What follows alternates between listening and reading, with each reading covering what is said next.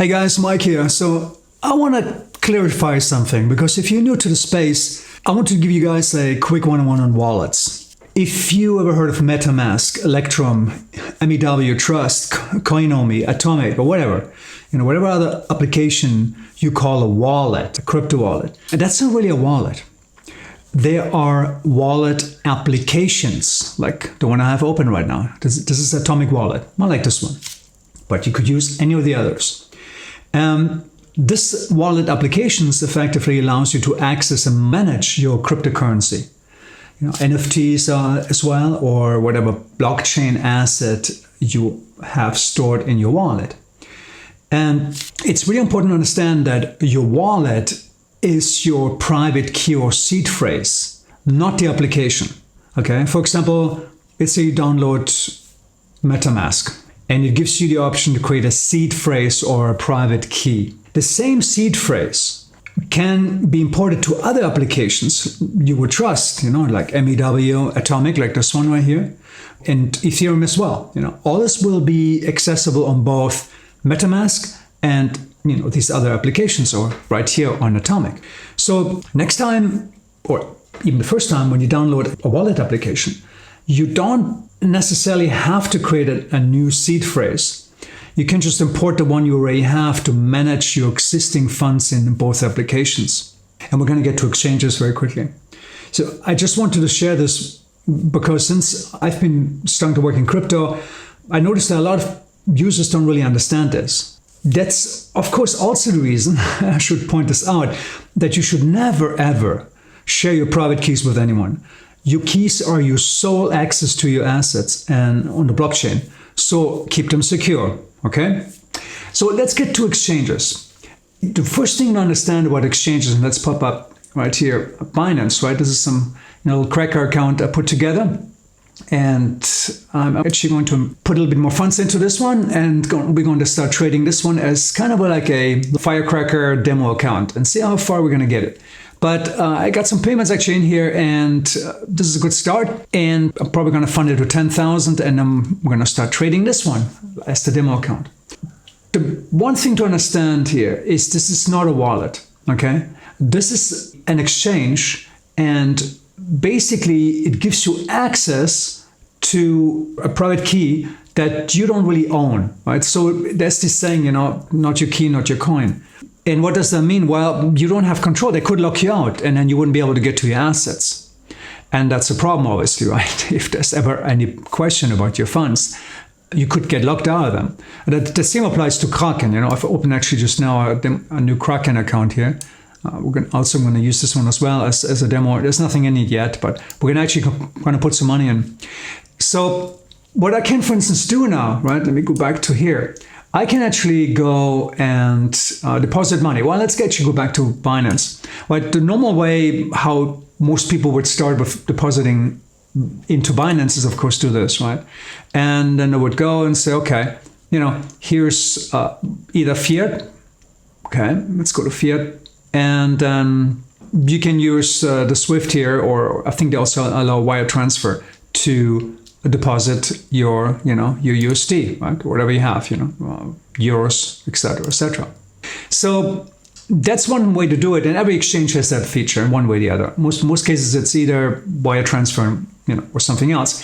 What I just did, for instance, previously, before I started recording here, I started this new account as well. This is Atomic Wallet, and I just put $500 in, and it's dropped a little bit. My luck, right?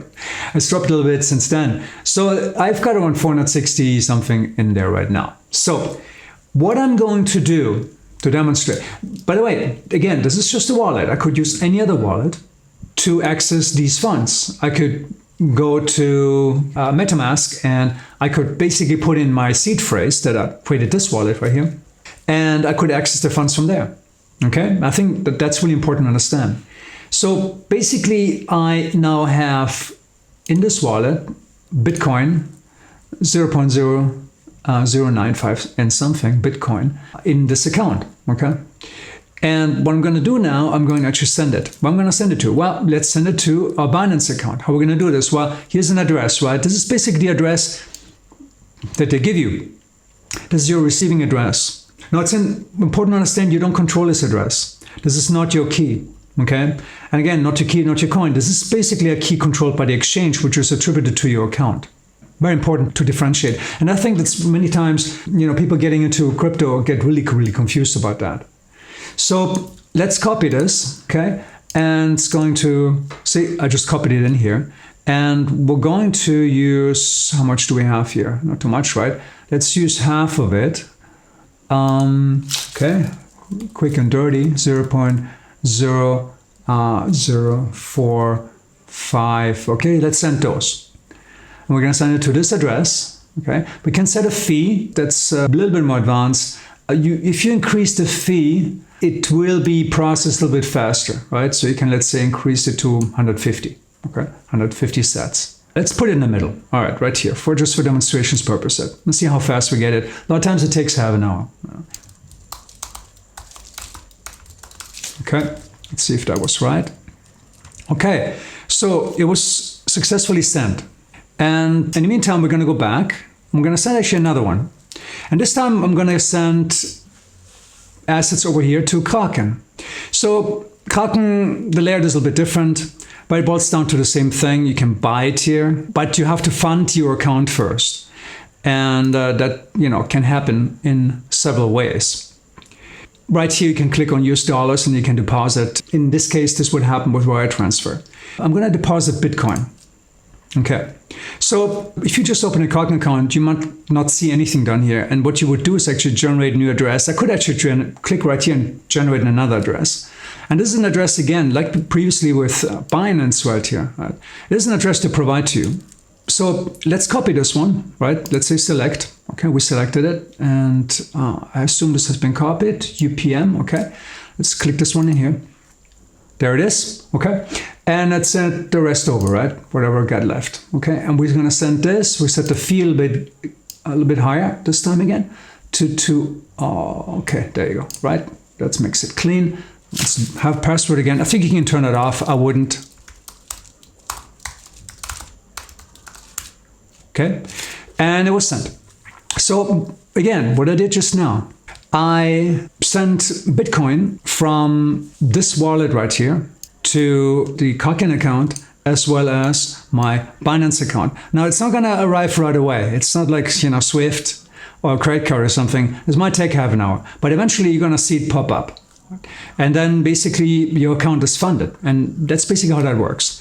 Now, on the other side, what you can do, you can actually transfer the money back. So I think that's really very important because you might not want to keep all your money in there, right? So when you actually have Bitcoin in your account, maybe I want to withdraw it again. So same game, right? I can withdraw Bitcoin and then you type in the address. So what we actually want to do, we want this address right here. Okay, right here, exchange wallet, there you go. Okay, and again, Bitcoin, and then you can basically receive. So what we want to do in this case, we want to take the money from here, right, from our Binance account, or Bitcoin, fiat, not fiat, but Bitcoin, and we want to put it into our wallet because this is the key we control. So what we do is we copy this one.